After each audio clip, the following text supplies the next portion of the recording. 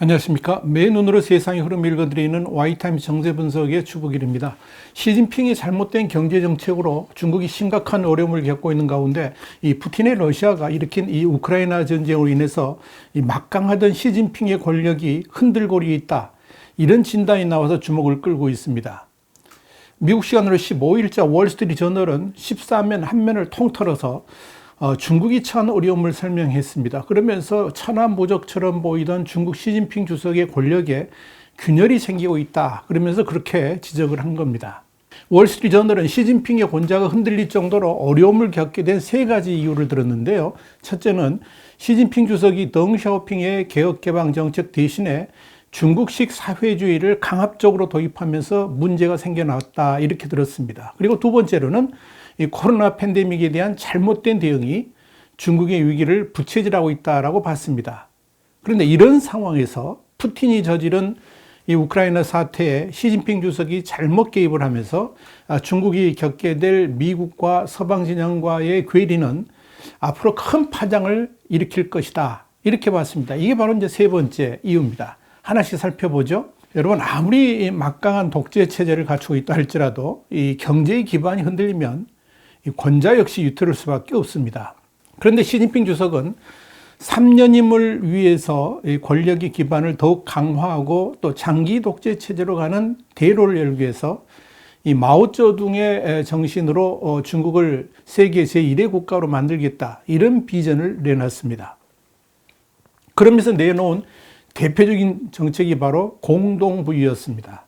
시진핑은 지금 공산사회라고 말하는 중국의 빈부격차가 너무 심하고 그 편중도 또한 자본주의 사회보다 더 극심하다 보니까 이 다양한 사회 문제들이 노출됐습니다. 그러다 보니까 이런 문제들을 일거에 해소하기 위해서 이 공동부유라는 슬로건을 제시하게 된 겁니다. 시진핑 주석은 이런 비전 수행을 위해서 부동산 시장을 전면 개편하기 시작을 했고 또 사교육 시장을 퇴출했고 빅테크 기업 선보기 이런 과감한 정책들을 밀어붙인 거죠. 그런데 그런 정책들은 불과 1년도 지나지 않아서 엄청난 부작용들이 생겨났죠. 그러면서 후퇴하지 않을 수가 없었습니다. 이른바 시진핑 리스크로 인해서 중국 경제가 엄청난 타격을 받게 된 겁니다. 여기에 대해서 월스트리트 저널은 시진핑 주석이 추진하고 있는 공동부유 정책이 시기적으로 적절치 않은 것 아니냐 이런 의심들이 터져 나왔다는 거죠. 그러면서 이 마오쩌둥의 정신으로 중국을 재건하겠다는 시진핑 주석의 비전을 지금 실행하는 게 맞느냐 이런 당내의 다른 목소들이 나오고 있다 이렇게 지적을 했습니다. 월스트리트저널은 이어서 이 중국의 국무원은 최근 보고서를 통해서 시진핑 주석에 의해서 주도된 경제정책이 특정 부분에만 타격을 줄 것이라고 생각을 했었는데 이게 중국 경제 전반에 심각한 타격을 입혔다는 결론이 나왔다 그랬습니다. 그러면서 이 보고서가 지난해 연말에 고위급 회의에서 보고가 되었고 이 회의에서 시진핑 주석의 경제정책이 도를 넘어섰다는 것을 인정했다 이렇게 전했습니다. 그래서 그동안 추진해왔던 정책들에 대해서 전면적인 재조정을 하게 되었다 하는 이야기입니다.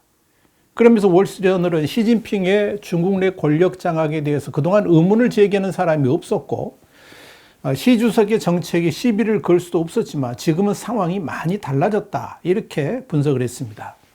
중국 경제 흔들거리는 두 번째 이유가 있는데 이게 바로 시진핑 주석이 강력하게 고집하는 제로 코로나 정책입니다. 중국은 그동안에 이 제로 코로나 정책을 최대의 치적으로 내세우면서 강력한 대응을 해왔죠. 시진핑 주석을 비롯해서 중국의 고위 관료들은 이 중국 특색의 이런 제로 코로나 정책이 세계 제1의 방역 정책이라고 그러면서 그런 제로 코로나 정책 때문에 중국이 세계에서 가장 안전한 나라가 되었다라고 주장을 해왔었습니다. 자, 문제는 그런 제로 코로나 정책이 중국 같은 전체주의 사회가 아니면 감히 엄두도 못 낼 정도로 지나치게 강압적이라는 점이고 또 경제 전반에 심각한 타격을 줄 수 있다는 점입니다. 최근에는 중국 경제 심장이라고 할 수 있는 지역이 있는데요. 그게 바로 이제 선전시입니다. 이 선전시에 코로나 확진자가 급증을 하니까 선전시 전체에 대해서 봉쇄 조치를 내렸습니다. 이 선전시에는 애플 공급업체인 팍스콘 같은 이런 첨단 기업의 부품업체가 유치해 있죠.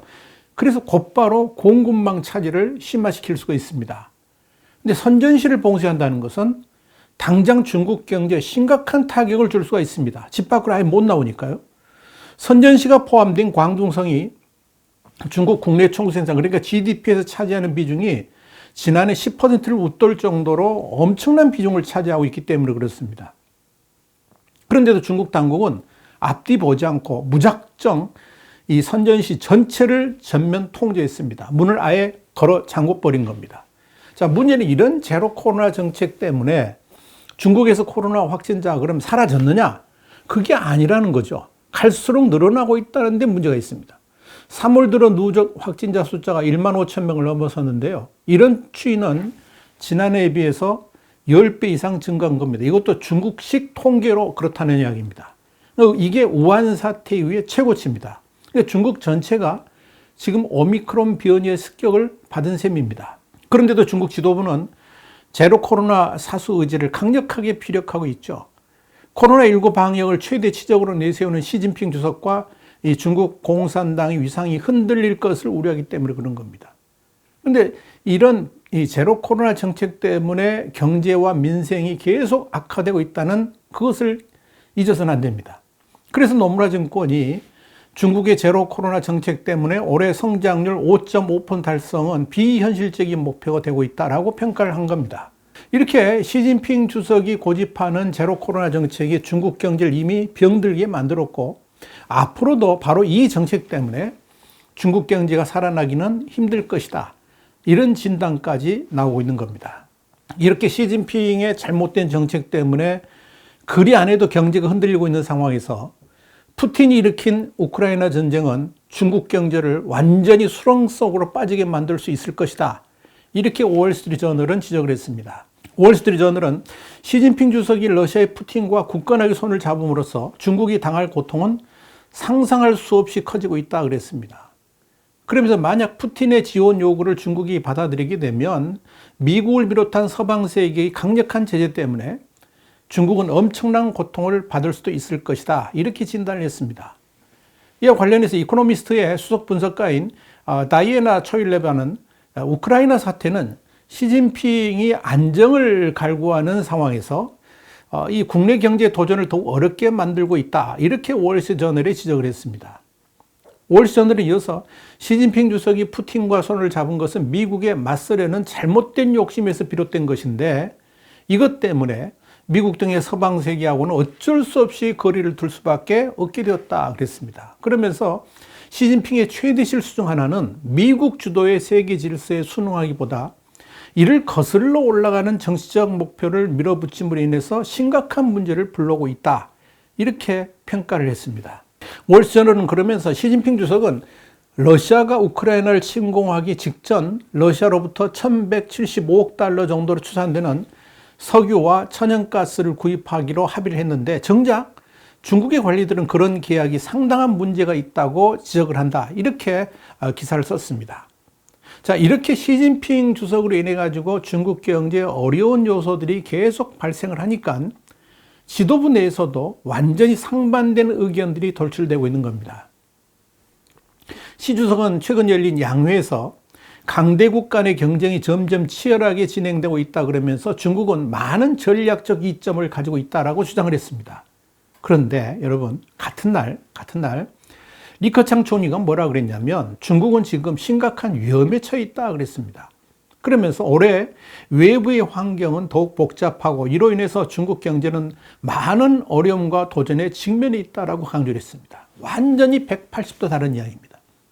자, 이런 가운데 중국 국무원 참사실 산하의 상하이 공공정책연구소의 부주석이고 상하이시 당교의 교수인 후웨이는 지난 3월 12일 미국 카터 센터가 온라인에서 발간하는 미중 인식 모니터 USCNPM이라는 게 있는데요. 이 중국어판, 영어판에도 나왔습니다만은 러시아, 우크라이나 전쟁과 중국이 선택 가능한 결과 이런 제목의 글을 게재했습니다.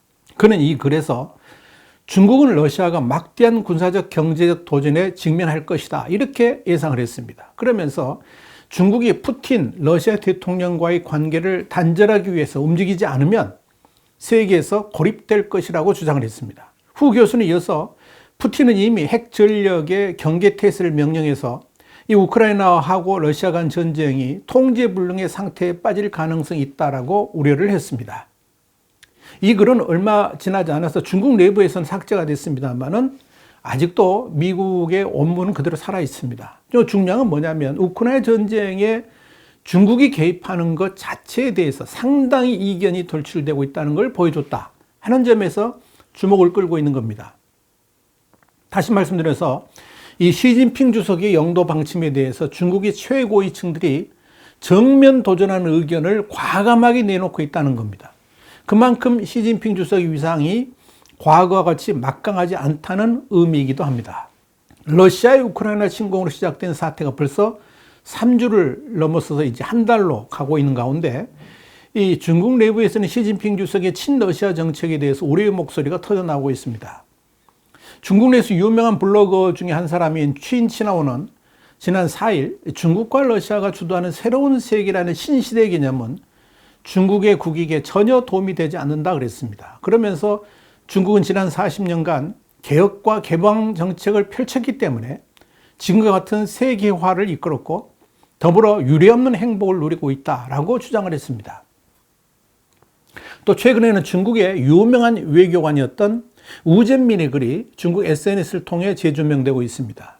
이 글은 이런 내용이 있습니다. 2001년 9월 11일 미국의 알카에다에 의한 테러 공격이 있었을 때 당 지도부는, 그러니까 공산당 지도부는 침묵을 해야 되는가 아니면 테러와의 전쟁을 선포한 미국을 지지해야 되는가에 대해서 논쟁이 있었는데 테러 공격이 전개되는 것을 TV로 지켜보던 당시 장쩌민 주석은 급히 최고 지도부 회의를 소집했다는 겁니다. 그래서 어떻게 했느냐? 결국 테러가 있은 지 5시간 만에 장쩌민은 미국의 조지 W 부시 대통령에게 전화를 해가지고 그들을 규탄하고 미국 정부와 국민에게 깊은 애도를 표했다는 겁니다. 우젠민은 장쩌민 주석이 이런 결정이 미중 관계를 새로운 수준으로 끌어올리고 중국이 수년간 발전할 수 있도록 도왔다 이렇게 강조를 했습니다. 자, 그런데 중국은 지금 러시아의 우크라이나에 대한 침공을 보면서도 전쟁이라는 용어조차 사용하는 것을 꺼리고 있죠. 또 적극적으로 러시아를 두둔하고 심지어 서방 세계의 제재를 받고 있는 러시아를 군사적, 경제적까지 지원하겠다 이런 의사를 내비치고 있습니다. 자, 여기에 대해서 월스트리트저널은 시진핑은 덩샤오핑 시대 이후에 전임자들이 따라온 집단 의사결정 모델에서 벗어나서 독자적으로 결정을 하고 있고 또 미국에 대한 도전을 정책의 중심축으로 삼았다 그러면서 그런 시진핑의 정책에 대해서 비판을 하게 되면 이걸 당 중앙이자 핵심인 시진핑에 대한 도전으로 여겨서 반역자로 몰릴 위험을 감수해야만 한다라고 지적을 했습니다. 그럼에도 중국은 지금 이런 시진핑의 정책 노선을 그대로 두면 안 된다는 비판의 목소리가 커지고 있고 특히야 그동안 추진해왔던 시진핑의 정책들을 완전히 뒤집어 엎는 일들이 일어나고 있다는 이야기입니다. 월스트리트저널은 그래서 중국의 경제 성장률이 하향 조정되고 있는 가운데 공산당 내부에서도 시진핑 국가주석의 리더십에 대한 의구심이 커지고 있다라고 정리를 한 겁니다. 특히 중국 내부에서는 우크라이나 사태가 러시아의 완승이 아니라 어정쩡한 상태로 휴전이 이루어진다 그러면 그 이후에 중국이 받게 될 타격에 대해서 깊은 고민을 하고 있습니다. 다시 말씀드려서 러시아가 우크라이나를 완전히 점령하고 친러시아 정권을 수립하지 않은 상태로 전쟁을 끝낸다 그러면 그로 인한 후폭풍을 중국은 직면할 수밖에 없다는 겁니다. 이미 서방 세계의 경제 제재를 받고 있는 러시아는 갈수록 몰락해 갈 것이고 동시에 그런 러시아 편을 들었던 중국은 우크라이나는 물론이고 유럽 사회의 지탄을 받는 국가로 등극을 하면서 이 갈수록 중국의 지위는 물론이고 당연히 시진핑의 위상 역시 국제사회에서 흔들릴 수밖에 없을 겁니다. 중국 내는 물론 중국 밖에서도 엄청난 도전을 받고 있는 시진핑. 지금 그의 자리가 위태로워 보입니다. 와이타임 정세 분석이었습니다. 다음 시간에 다시 뵙겠습니다. 감사합니다.